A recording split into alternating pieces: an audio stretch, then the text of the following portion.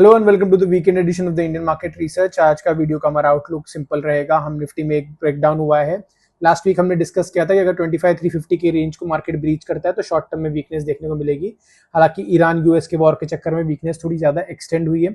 अब ऐसे में निफ्टी का आउटलुक क्या है, आज का हमारा शो फ्लो क्या है, वो हम डिस्कस करते हैं। हम ये देखेंगे कि निफ्टी का जो करंट आउटलुक है वो 23,800 के थ्रेशोल्ड को प्रोटेक्ट करता है कि नहीं करता है, because that is the last threshold. वो ब्रेक हुआ तो मार्केट अपने जो मंथली चार्ट के किस क्रूशियल लेवल को टेस्ट कर सकता है वो हमें देखना होगा।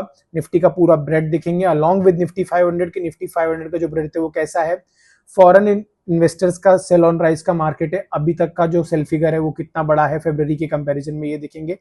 क्रूड ऑयल में एक बहुत बड़ा जंप आया है, उसको भी हमें देखना पड़ेगा कि किस तरह का इंपैक्ट हमारी इकोनॉमी पे डालता है। और यूएस मार्केट के आउटलुक के साथ हम खत्म करेंगे। निफ्टी के मंथली चार्ट से स्टार्ट करते हैं, देखते हैं कि टेक्निकल एनालिसिस के हिसाब से मार्केट का लॉन्गर टर्म स्ट्रक्चर कैसे दिख रहा है। जैसे कि आप स्क्रीन पे देख रहे हैं, मंथली चार्ट पे हमारा क्रूशियल लेवल 24,300 का ये सपोर्ट जोन, अगर ये सपोर्ट जोन मार्केट ब्रेक कर देता है तो दिस मीन्स कि मार्केट ने जो शॉर्ट टर्म बुलिशनेस यहाँ पे मेंटेन करना का एक प्राइस एक्शन बनने वाला था वो यहाँ पे एक एम पैटर्न जैसा बनने लगेगा छोटा, और ब्रेकडाउन यहाँ तक रीच कर सकता है बेसिकली 21,700 के इस सपोर्ट तक, विच विल बी बिलो अपना 20 moving average and to the 50 moving average of the monthly chart. That is a weakness signal, और उसमें आरएसआई भी हमारा 40 के नीचे चला जाएगा, which is again a sign of weakness. अगर हम इसको वीकली तो मंथली चार्ट के हिसाब से there is a high possibility, या तो मार्केट अगर 24,300 को ब्रेक करता है तो it is testing the monthly 20 moving average. Now if you see weekly chart पे हम इस पैटर्न को फॉलो कर रहे हैं। यहाँ से ये 24,300 का वही सपोर्ट जोन है, ये चैनल पे एक मार्केट चल रहा था अपना, और इसका ब्रेकडाउन, इस लो का ब्रेकडाउन यहाँ पे हुआ है। Now this zone will act as an immediate resistance जो 25,000 का है। तो 25,000 के ऊपर जब तक मार्केट सस्टेन नहीं कर सकता, हमें बुलिश मोमेंटम नहीं प्लान करना चाहिए, या शॉर्ट टर्म में कोई भी बुलिश ट्रेड प्लान नहीं करना चाहिए। वीकनेस कहां बढ़ेगी, वीकनेस 24,300 का वही सपोर्ट आ रहा है, इसके नीचे ये वीकली पे भी इंपॉर्टेंट है और मंथली पे भी इंपॉर्टेंट है। That means this is significant support. अगर ये ब्रेक होता है डिसाइसिवली तो यहां से ब्रेक होने के बाद this may act as a swift resistance along with the 25,000 zone. तो वीकली चार्ट पे निफ्टी अपने 20 and 50 weekly exponential moving average के नीचे ट्रेड कर रहा है, और आरएसआई भी हमारा प्रीवियस वीक के यहाँ लो के नीचे चला गया है, ये वाला लो जो हमारा 40 का था। तो यानी कि दोनों तरफ से वीकनेस का सिग्नल है। Now let's look at the daily chart. Daily chart को देखें तो डेली चार्ट में लास्ट टाइम हमने जब वीडियो डिस्कस किया था हमने कहा था ये 25,350 का ये लास्ट लाइन ऑफ डिफेंस है। यहाँ एक पैटर्न भी बन रहा था जो हमने डिस्कस किया था कि ये पैटर्न भी बन रहा है। अगर जो भी साइड में पैटर्न ब्रेक होगा, या तो यहाँ ब्रेक होगा या यहाँ ब्रेक होगा, वहां पे मार्केट वीकनेस दिखाएगा। लेकिन क्योंकि वॉर चल रही है, इतनी सिग्निफिकेंट वॉर है, तो उस चक्कर में ये शार्प निकल गया है, तो ज्यादा हाथ में नहीं आया है। मेरे कहने का मतलब है कि इतना बड़ा गैप डाउन के बाद there is a high possibility कि वॉर का सीज फायर हो जाए। बट हमारा आउटलुक सिंपल था कि अगर हम प्लान करेंगे तो बेरिश स्ट्रक्चर ही प्लान करेंगे, बिकॉज ये सपोर्ट जोन ब्रेक हुआ है तो यहाँ पे ये सपोर्ट टेस्ट हो गया विच इज ऑफ 24,300। लेकिन ये गैप डाउन से निकल रहा है, 2 दिन का कंसेक्यूटिव गैप डाउन हुआ उसके बाद निकला है। तो अभी चार्ट को देख के क्या लग रहा है, चार्ट पे एक प्राइस एक्शन बन रहा है। अब जो आरएसआई में भी आपको क्लियर दिख रहा होगा कि यहाँ पे मार्केट ने एक पहला यहाँ पे रीटेस्टिंग हुई है, एक पुल बैक दिया है। Now it has again come to this level. अगर हमारा व्यू सही है, अगर ये लो निकल जाता है 24,300 का, तो मार्केट एक नया लो लगाने जा रहा है which is around this zone. This will act as a strong support zone. तो यहाँ पे शॉर्ट टर्म ट्रेडर्स जो भी हैं वो शॉर्ट ट्रेड्स को थोड़ा ध्यान से प्लान करें, पुल बैक पे प्लान करें, एकदम से इमीडिएट प्लान ना करें। इन केस मार्केट का अगर प्राइस एक्शन ये ना रह के ये रहता है कि यहाँ पे ये प्राइस एक्शन बन के ये लो ब्रीच नहीं होता है और मार्केट इस हाई के ऊपर निकलने लगता है, तो मार्केट फिर इन लेवल्स को यानी कि 25,400 के लेवल्स को टेस्ट कर सकता है, और यह गैप फिलिंग के लिए वापस आ सकता है। तो नेट अगर मार्केट का स्ट्रक्चर देखें तो अभी बेरिश है, सेल ऑन राइज है शॉर्ट टर्म में भी, लेकिन ऐसे नहीं कहीं से भी कर दिया।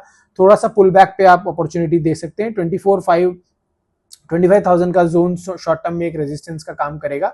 यहां तक आता है तो सेलिंग प्रेशर का प्राइस एक्शन को देख के एक प्राइस टेक्निकल सेटअप वापस बनाया जा सकता है।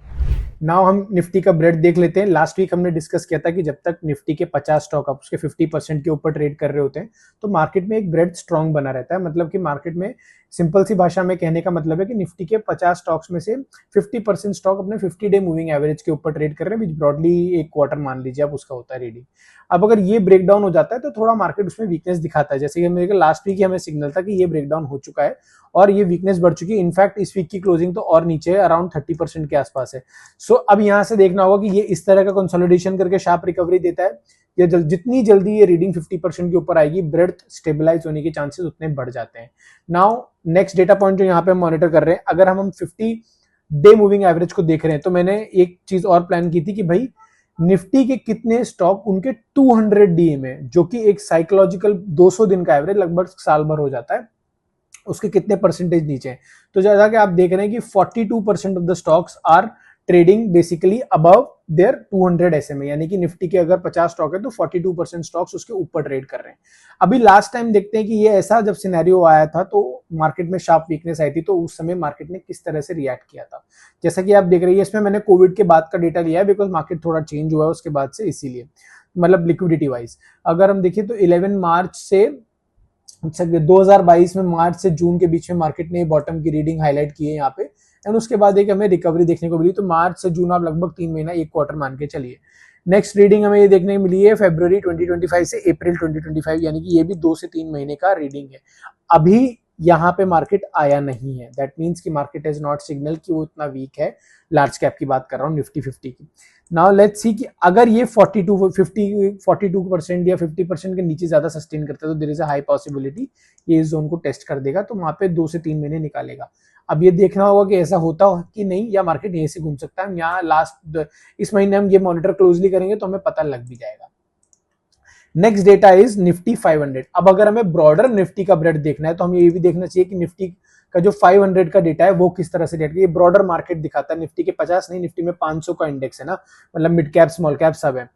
तो वो बहुत ही इंटरेस्टिंग रीडिंग है। अभी देख लें, अगर आप निफ्टी 500 को देखेंगे तो 21 जून को जब भी निफ्टी 500 की रीडिंग ये 20% रीच में आती, यानी कि निफ्टी के 500 में से कितने स्टॉक्स उनके 200 SMA के ऊपर ट्रेड कर रहे हैं। तो अभी जैसे देखा ये रीडिंग सिर्फ 30% है, यानी कि मार्केट में पेसिमिज्म बहुत ज्यादा है, वीकनेस बहुत ज्यादा है। ये भी ऐसा नहीं है कि यहाँ पे तुरंत एक बार जून में 2022 में यहाँ पे एक शार्प रिकवरी देखने को मिली थी, बट जून 2025 में मार्केट ने काफी 2 से 3 महीने का समय इस जोन में बिताया था। तो अब ये देखना होगा कि यहाँ वीकनेस जब वापस आती है, अभी जैसे वीकनेस चल रही है 20% की रीडिंग अगर आ जाती है, अगर हम 23,800 तक हिट कर जाते हैं तो ये रीडिंग मेरे को ऐसा लगता है 20 तक पहुंच जाएगी। वहां पे अब ग्रेजुअल मुझे लगता है कि एक्यूमुलेशन का जोन शुरू हो जाता है फंडामेंटली, मतलब एक valuation comfort point of view से मार्केट वहां पहुंच जाएगा। सो ये थी हमारी एक निफ्टी की ब्रॉड ब्रेड्थ रीडिंग कि भाई निफ्टी का ब्रेड्थ 500 स्टॉक्स का, निफ्टी 50 का किस लेवल पे है। निफ्टी 50 अभी भी मतलब ब्रॉडर लेवल पे ओवरसोल्ड है थोड़ा, और नीचे जाएगा तो मतलब मुझे लगता है 23,800 के आसपास का वहां पे देखना पड़ेगा कि ब्रेड्थ रीडिंग वहां कैसी होती है। लास्ट वीक हमने ये डिस्कस किया था कि निफ्टी ने 200 EMA ब्रीच कर दिया है, which is a very psychological support for Nifty.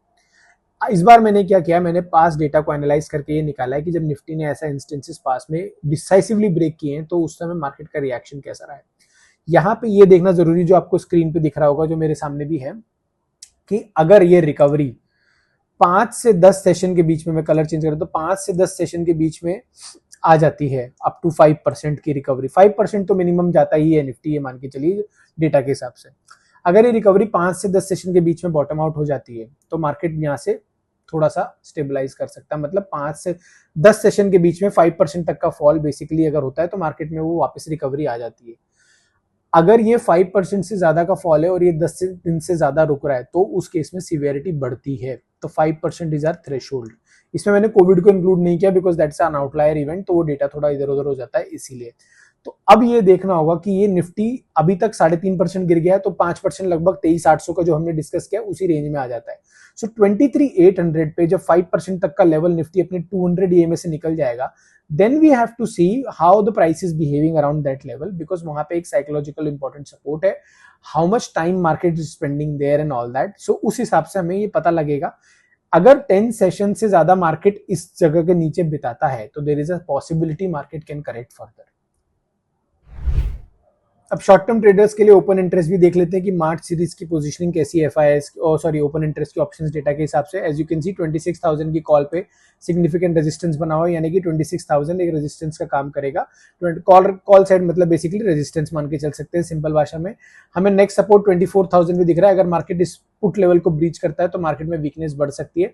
सो 24,000 से 26,000 की रेंज मार्केट लेके चल रहा है एज पर the options data of March series. अब इसके आगे क्या होता है हम देखते हैं। तो मार्च सीरीज के हिसाब से कॉल अभी भी स्ट्रक्चर रेंज जो 24,000 से लेके 26,000 है।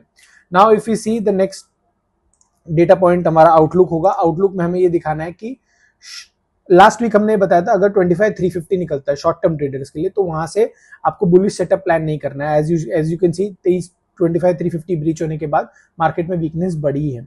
नाउ जैसे कि लेवल्स वो जो हमने भी थोड़ी देर पहले डिस्कस किए, अगर 23,800 ब्रीच होता है तो वीकनेस बढ़ सकती है। रेजिस्टेंस 25,200 पे है। मेरा ये मानना रहेगा शॉर्ट साइड के अग्रेसिव सेटअप अभी प्लान मत कीजिए शॉर्ट टर्म में, बिकॉज मार्केट थोड़ा ओवरसोल्ड है। एक शार्प रिवर्सल आने की प्रोबेबिलिटी बन जाती है because cluster of support zone में जा रहा है मार्केट। 23,800 से 24,000 का जो जोन है वहां पे इंस्टीट्यूशनल बाइंग भी देखी जा सकती है। मुझे नहीं पता किस तरह का बाइंग एक्टिविटी दिखेगा, but there is a comfort zone, वहां पे इन्वेस्टर्स कुछ अपनी एक्टिविटी करेंगे। लॉन्ग टर्म इन्वेस्टर्स के लिए ये एक इन्फ्लेक्शन पॉइंट है।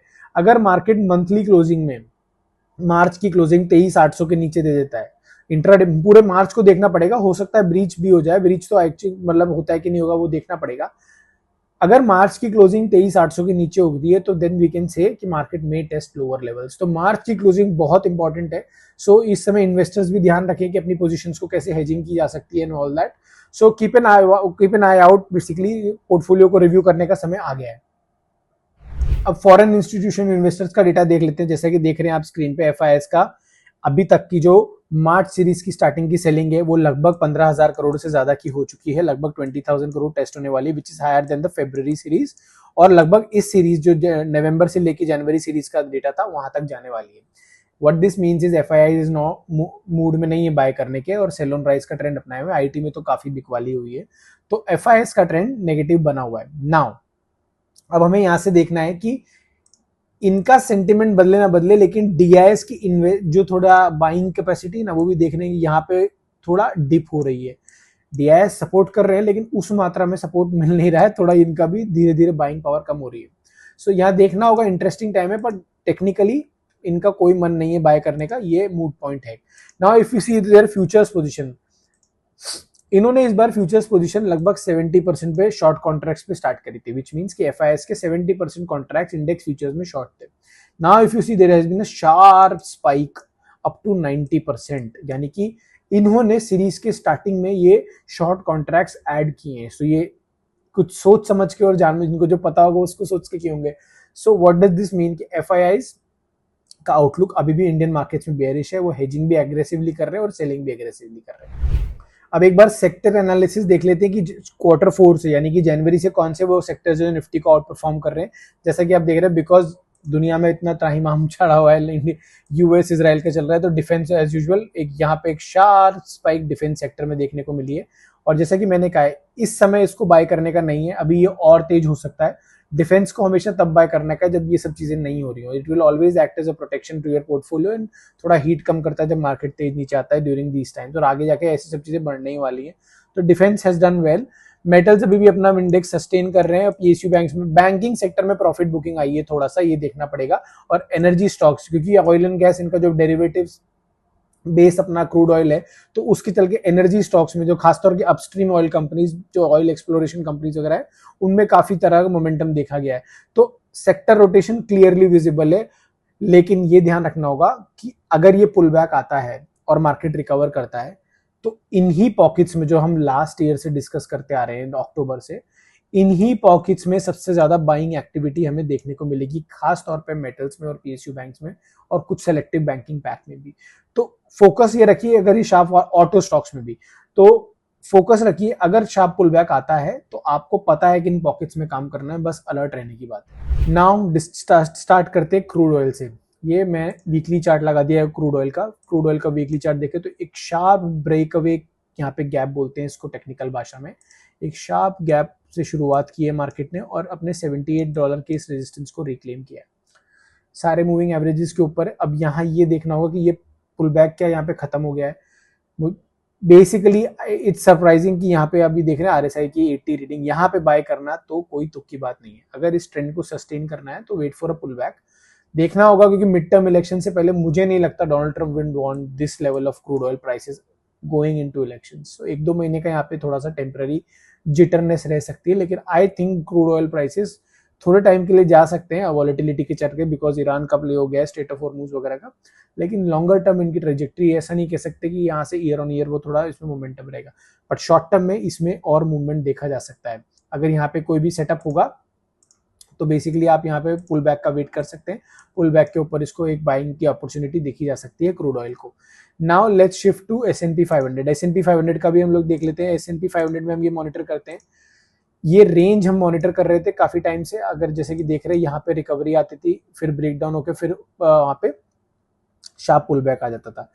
2 क्रिशल हुई है, मैं लाइन चार्ट पे शिफ्ट करता हूँ। यहाँ पे एक क्रॉसओवर हुआ है 2050 का, विच मीन्स कि शॉर्ट टर्म में यहाँ पे एक पुल बैक देखने को मिल सकता है। RSI पे भी हम देख रहे हैं कि सिग्नल में भी ब्रेकडाउन हुआ है, विच इज 38। तो S&P 500 में भी शॉर्ट टर्म का एक डाउन ट्रेंड हमें देखने को मिल रहा है। एज यू कैन सी ये क्लोजिंग इसके नीचे हुई है।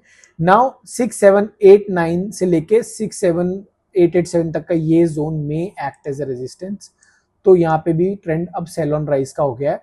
There is a very high likelihood कि यहाँ से अगर कोई वीकनेस बढ़ती है तो S&P 500 में come and test its 200 day EMA which is around 6500 का ये जोन। याद रखिएगा इसका लॉन्गर टर्म स्ट्रक्चर बुलिश है, यूएस मार्केट बुल ट्रेंड में है, बुलिश स्ट्रक्चर में है, तो ये pull back is not a very aggressive selling opportunity. I will not see as an aggressive selling opportunity, but I will not go all in right now.